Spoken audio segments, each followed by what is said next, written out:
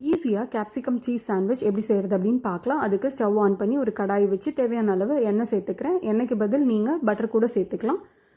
நறுக்கி வச்சு பூண்டு ஆட் பண்ணிக்கிறேன். பூண்டு நல்லா வதங்கின உடனே ஒரு பெரிய சைஸ் வெங்காயம் அதையும் நறுக்கி சேர்த்துக்கலாம். வெங்காயம் வதங்கிறதுக்கு ஒரு அரை டீஸ்பூன் உப்பு சேர்த்துக்கிறேன்.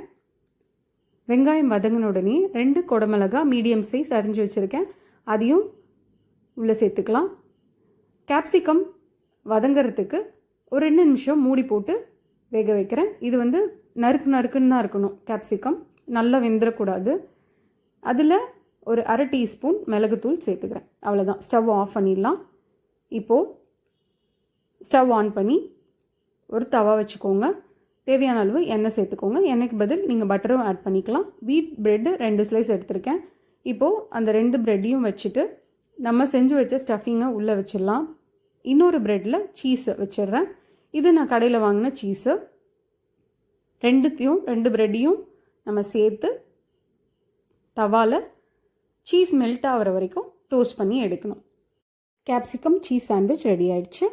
இந்த வீடியோ உங்களுக்கு பிடிச்சிருந்ததுன்னா லைக் பண்ணிக்கோங்க. மறக்காமல் நம்ம சேனலுக்கு சப்ஸ்கிரைப் பண்ணிக்கோங்க. தேங்க்யூ. பை.